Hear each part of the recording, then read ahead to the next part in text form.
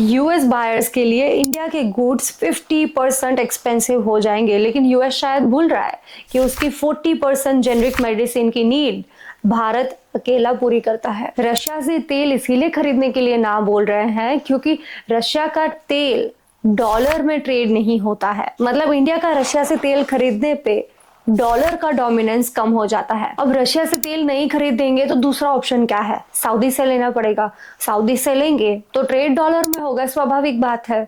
इसका मतलब डॉलर का रुतबा मेंटेन रहेगा उससे। Welcome back to my channel, this is Nandini and हम आज थोड़ा सा अमेरिका को एक्सपोज करते हैं। सबको पता है इंडिया और अमेरिका का ट्रेड वॉर चल रहा है और हम पे 50% टैरिफ भी लग चुके हैं। और वो क्यों लगे हैं? क्योंकि हम रशिया से ऑयल इंपोर्ट करते हैं जो अमेरिका को पसंद नहीं है, लेकिन अमेरिका भी तो रशिया के साथ ट्रेड करता है। इस पे बातें क्यों नहीं होती है? रशिया और यूक्रेन का वॉर चल रहा है। यूक्रेन अमेरिका के लिए बहुत इंपॉर्टेंट है, तो वहीं दूसरी ओर यूएस गवर्नमेंट इंडिया से पेट्रोलियम प्रोडक्ट मंगवाती है जो कि रशिया के क्रूड ऑयल से रिफाइन होके बनते हैं।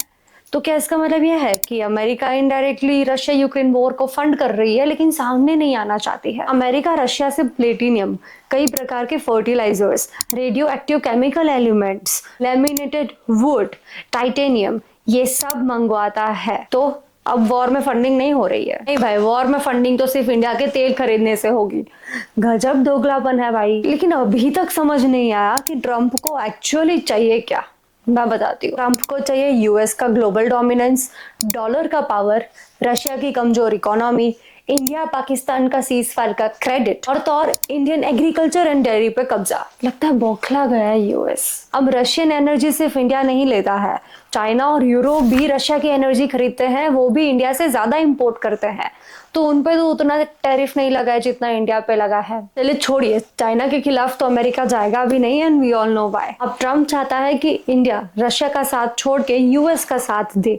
तो मैं आपको बता दूं कि यूएस ही था जो नहीं चाहता था कि इंडिया न्यूक्लियर पावर बने। हालांकि इंडिया की तो पॉलिसी है नो फर्स्ट यूज, जबकि अगर न्यूक्लियर पावर किसी के पास नहीं होना चाहिए तो वी ऑल नो वो किसी के पास नहीं होना चाहिए। We have read a very bright history, right? Israel और ईरान में तो वो एक साइड हो गए, जबकि वहां भी बात टेररिज्म पे हुई थी और यहाँ भी बात टेररिज्म पे हुई थी। इससे बात नहीं बनी तो फिर उनको आगे इंडिया के एग्रीकल्चर और डेयरी पे भी कब्जा चाहिए था। यूएस को इससे इंडिया में डोमिनेंस मिल जाता है। इंडिया का मार्केट सबसे बड़ा मार्केट है और जहाँ पे पैसा वहां पे पावर, सीधी सी बात है। और अगर आपको नहीं पता हो तो मैं बता दूं कि India is the largest milk producer of world. India is known as the milk plant of the world. Amul को अमूल बनाने के लिए कितने पापड़ बेलने पड़े हैं ना, वो शायद आपको पता नहीं है। उसके पहले न्यूजीलैंड से आते थे डेयरी प्रोडक्ट्स जैसे कि बेबी फूड, मिल्क पाउडर, ये सब वो सब बंद हो, इसीलिए अमूल को अमूल बनाया गया है। अब इतनी मेहनत के बाद अमेरिकन डेयरी को बाजार में घुसने देना एक मूर्खता हो गई और कुछ नहीं। हमारे फार्मर्स और लोकल डेयरीज को प्रोटेक्ट करना बहुत जरूरी है, इसीलिए हमारी सरकार ने इस पर स्ट्रिक्टली मना कर दिया कि भाई नहीं हो पाएगा, एग्रीकल्चर सेक्टर तो नहीं ही होगा और डेयरी भी नहीं। अब यूरोप को भी ट्रम्प कह रहा है कि भाई इंडिया पे टैरिफ लगा दो, और इसमें भी यूएस का ही फायदा है।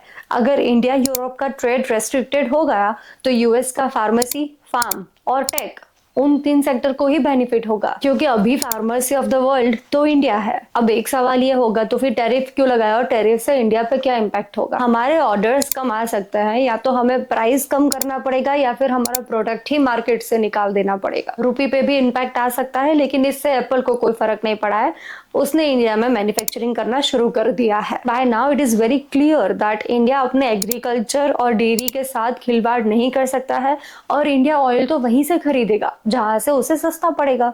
It should be win win situation for both the parties, और इंडिया के लिए नेशन फर्स्ट है। अमेरिका ब्रिक्स को देख के थोड़ा टेंशन में है, but it is too late now. Most of the countries de dollarization की ओर जा रही हैं, और अभी चाइना में जो मीटिंग हुई वो उसका सबसे बड़ा प्रूफ है। एनीवेज, आज के लिए बस इतना ही। आपको क्या लगता है? Do let me know in the comments. ऐसे ही इंपॉर्टेंट टॉपिक्स के साथ हम मिलते रहेंगे, तब तक के लिए बाय।